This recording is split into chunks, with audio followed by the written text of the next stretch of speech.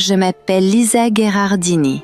À Florence, en ce printemps de l'an de grâce 1503, on me connaît comme l'épouse du marchand respecté, Francesco del Giocondo. On me voit souvent prier, marcher, mais aussi me taire. Voici donc mon histoire.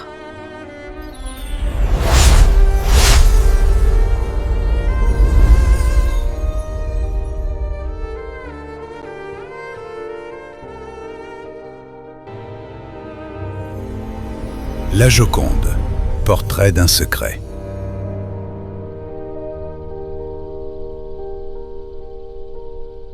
L'aube florentine. Avril 1503. Une aube pâle se lève sur Florence, baignant les toits rouges et les ruelles étroites d'une lumière dorée. Dans la nouvelle demeure des Giocondo, Lisa Gherardini commence sa journée par se vêtir d'une magnifique tenue verte, couleur qu'elle affecte particulièrement, et à contempler la Piazza della Signoria pendant de longues minutes. À seulement 24 ans, Lisa a déjà la grâce posée d'une femme qui a connu joies et peines.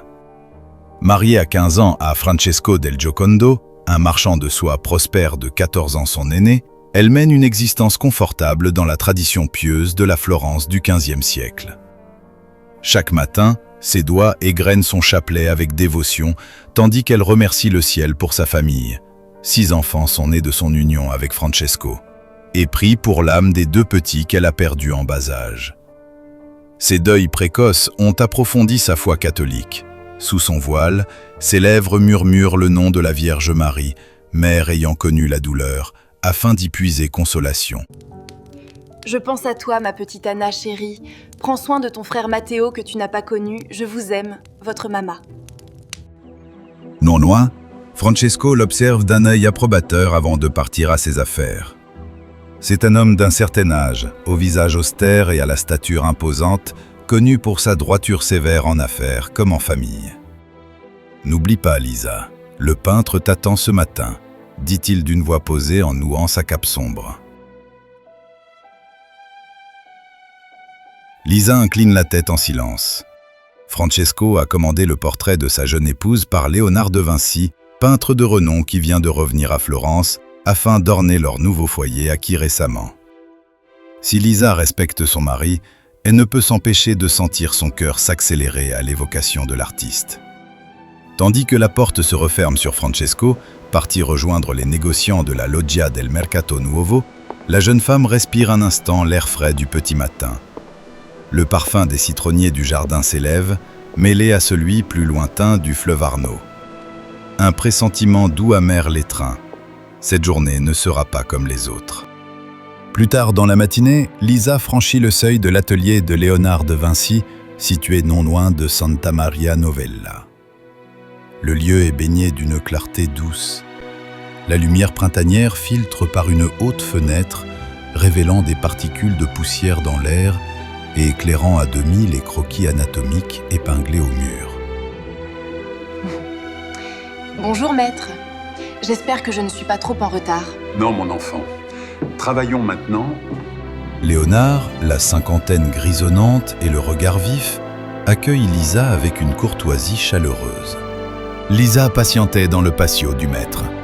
Assise sur ce vieux siège antique que Léonard chérissait plus que tout autre, elle attendait, immobile, tandis que le temps semblait suspendu, jusqu'à ce qu'enfin il fût prêt.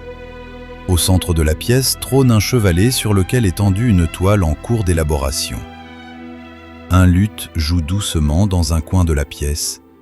Le maître a fait venir un musicien pour égayer la séance. En effet, Léonard a l'habitude de distraire ses modèles par la musique et quelques plaisanteries afin de chasser la mélancolie que les longues pauses font souvent naître. Sous les notes tendres de la mélodie, Lisa sent sa tension s'alléger. Léonard se remit à l'ouvrage, mêlant ses pigments avec une lenteur attentive, presque caressante. Magnifique. Encore quelques séances, ma très chère amie, et votre portrait sera fin prêt. L'œuvre était sur le point d'aboutir.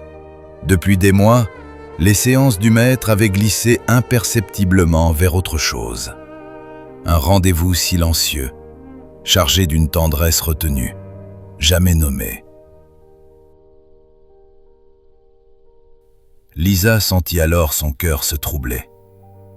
Elle songea à ce que l'on attendait d'elle, être l'épouse irréprochable, vertueuse, docile, immobile.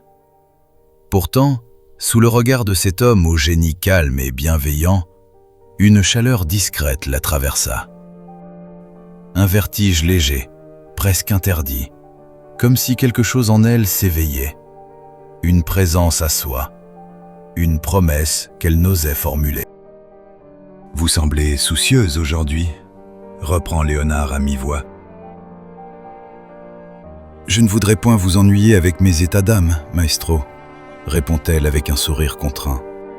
« Si votre esprit est tourmenté, cela transparaîtra.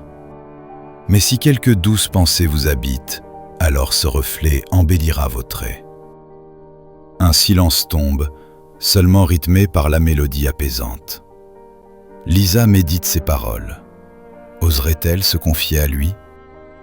Léonard est devenu un confident inattendu, une oreille attentive derrière le voile de la bienséance. Voici l'une des ultimes séances qui s'achève auprès du maître. Avant de regagner sa demeure, Lisa éprouve un appel intérieur, celui d'entrer à la basilique Santa Croce pour s'y recueillir et prier.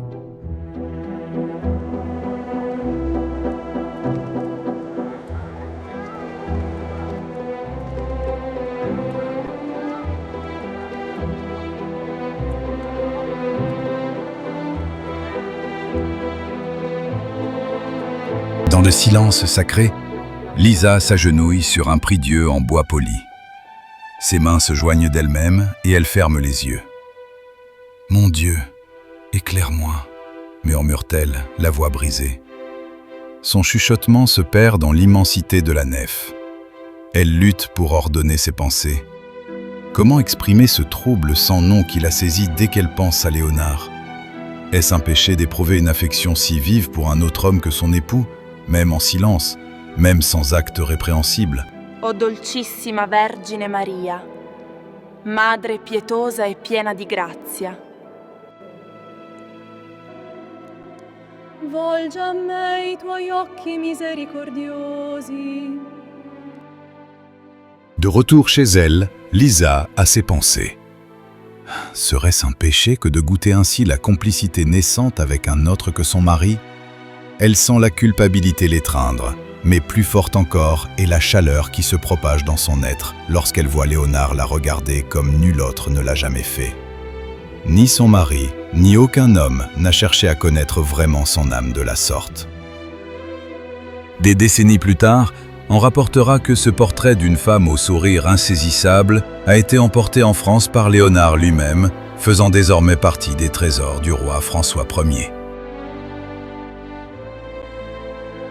Quant à Lisa Gherardini, elle reprit le cours de sa vie à Florence, pieuse, discrète, aux côtés de son mari et de ses enfants. Nul ne sut jamais vraiment ce qui se cachait derrière son sourire. Pourtant, le tableau, lui, parlait en silence. À travers les siècles, la Joconde captive quiconque la regarde, comme si l'ombre d'un amour secret et la lumière du divin y dansaient encore.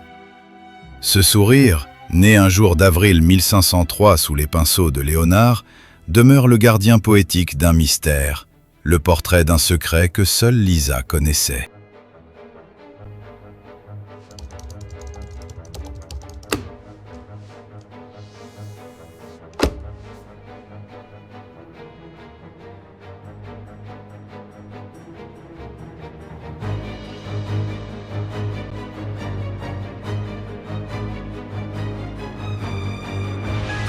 Vous venez de voir La Joconde, portrait d'un secret, un film de Lionel Vigneron. Abonnez-vous à nos médias culturels pour ne rien rater des sorties de films sur vos écrans connectés. Parce qu'un autre cinéma naît.